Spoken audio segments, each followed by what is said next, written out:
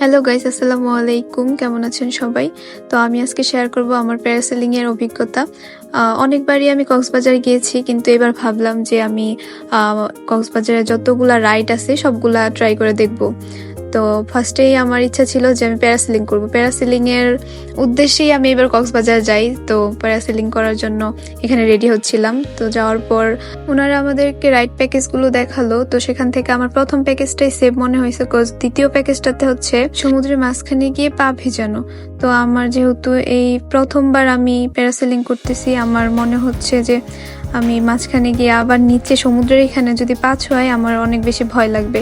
সেক্ষেত্রে আমি ওই প্যাকেজটা চুজ করিনি, আমি ফার্স্টের প্যাকেজটাই চুজ করছি। ওনারা আমাকে লাইফ জ্যাকেট পরে শক্ত করে মাঞ্জামাইরা বাইন্দা দিছে যেন আমি সুন্দরভাবে উঠতে পারি। তো আমি এদিক দিয়ে যাইতেছিলাম প্যারাশুটের দিকে।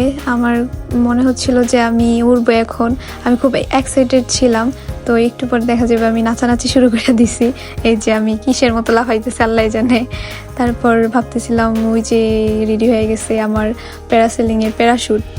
তো আমি ভাবতেছিলাম এত বড় একটা প্যারাশুট, এই প্যারাশুট আমার একটু পরে উড়াই লয়ে যাবো আকাশের মধ্যে। এখানে আমার ভয় হওয়ার কথা ছিল, কিন্তু আমার একদমই ভয় লাগতেছিল না, আমার খুশিই লাগতেছিল।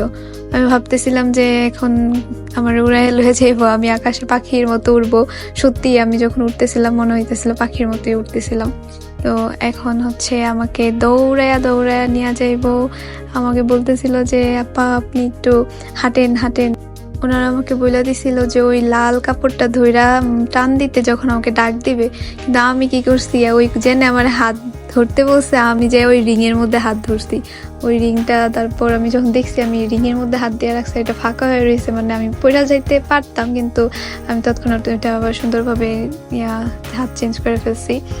তো এই যে আমি উঠতেছি, আমার তখন মানে ভালোই লাগতেছিল। আমার মনে হয়েছিল যে আল্লাহ এত সুন্দর, এত সুন্দর ভিউ, উপর থেকে সমুদ্র দেখতেছিলাম, আরেক পাশে হচ্ছে যে পাহাড়ও দেখা যাইতেছিল। কিন্তু আমার কাছে ফোন ছিল না। আমি যদি জানতাম উপরে এত ইজি থাকে তাহলে আমি একটা ফোন নিয়ে যাইতাম। আর এই যে এই স্পিড বোট হচ্ছে আমার এইভাবে উড়াইতেছিল। আমার সাথে যারা ছিল ওরা ভাবতেছিল যে আমি অনেক ভয় পাইতেছি। আমি পরে শুনছি যে ওরা বলতেছিল যে ওই কি ভয় পাইতেছে, কিন্তু না, আমি হচ্ছে যে খুশিতে লাফাইতেছিলাম। তো আমি যদি আবার কখনো যাই ইনশাল্লাহ আমি আবার ট্রাই করব। আর আপনারাও যদি মানে ইচ্ছা থাকে তাহলে ট্রাই করবেন, কিন্তু এগুলোতে অনেক দুর্ঘটনাও ঘটে। আপনাদের নিজের দায়িত্বে যদি ইচ্ছা থাকে তাহলে উঠবেন, আর যদি কারো হার্ট দুর্বল থাকে তাহলে উঠার দরকার নেই। তো আমার প্যারাসেলিং রাইড এই পর্যন্তই। দেখা হবে আবার নতুন কোনো ভিডিওতে। সেই পর্যন্ত ভালো থাকুন, সুস্থ থাকুন। আল্লাহ হাফেজ।